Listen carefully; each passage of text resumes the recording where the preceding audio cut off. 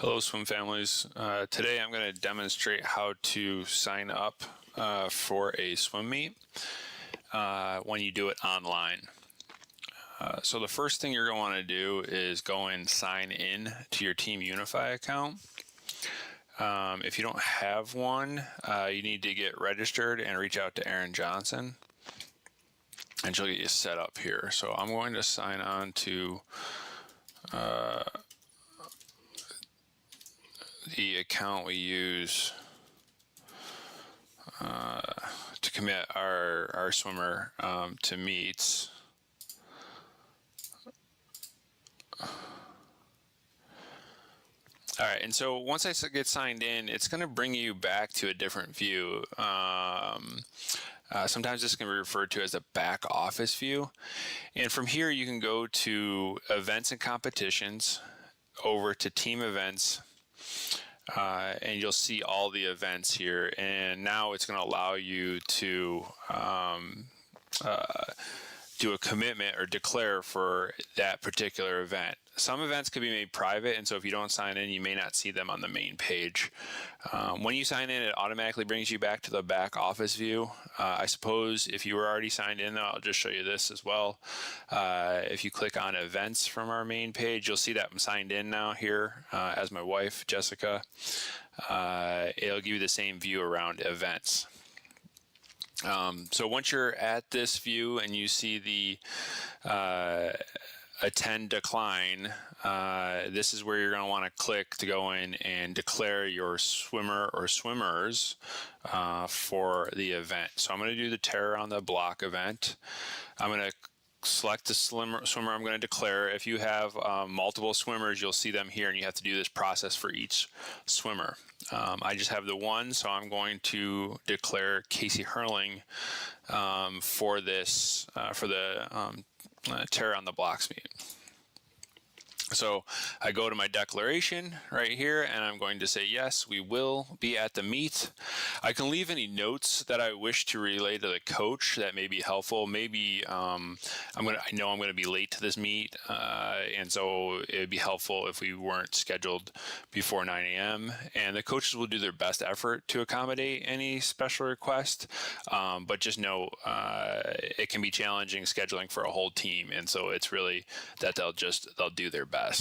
All right, so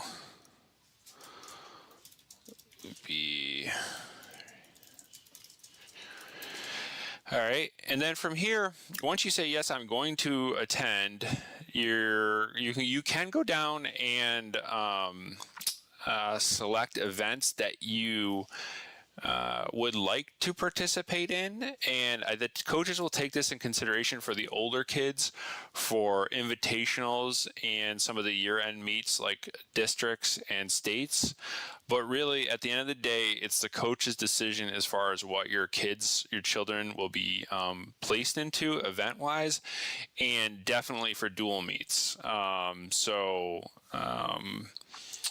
It's really, you don't really need to do any of this individual event selection. I'm just guessing here. I have no idea if this is what Casey wants to do or not. And then, so once I do that, I'm going to save it. And now I can see that my member has been committed to the meet, and it's pending coach approval on some of these other events that I selected here. And that's it. If for some reason, I'll go back out of here. For some reason, before the registration date, before the registration date has passed, and I need to make a change to that, all I'm going to go do is go back and edit commitment, click on the swimmer I need to edit, and I can make any of the changes here. Maybe I don't want to suggest any events, and I can save that, or I could say, you know what, actually we're not going to be able to make it. I'm going to save that change, and now that change is made, and you can see that we've declined this meet.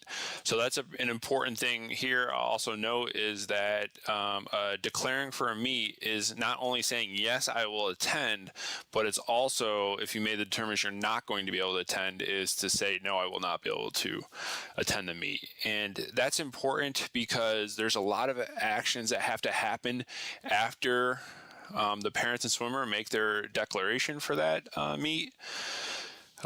We have to do invoicings. We have to get all this. We have to get swimmers placed into events, and then we have to communicate that to the other teams, or we have to send that on to the meet manager. And so there's a lot of steps that happen, and we're trying to make sure we don't miss anything and keep all the meets kind of on track and on schedule.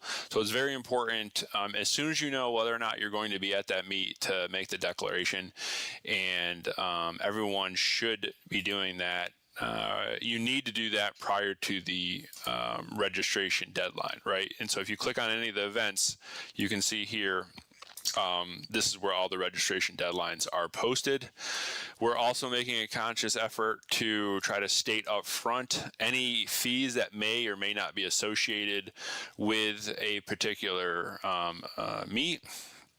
And the way these fees work is a deck fee is that's just a one-time fee you're going to pay for your children to attend the meet. The individual event fee, you pay that for however many individual events they are in. The same with the relay event fee, right? So if my son went to this meet, minimally we're paying the $9. He did 4 individual events, so that's gonna be another $20. So now we're up to $29. And if it was on one relay, that'd be another $5. And so now we'd be up to $35 for that event. And then the other items I'll just note too, we're also trying to provide timing information just so it's clear expectations around arrival versus warm up versus when the event actually starts. And lastly, you can see there's usually an official meet announcement as well, which you can browse. And if you have any questions, please feel free to reach out to myself or the team. But that's it. That's the long and the short of it for declaring for a meet.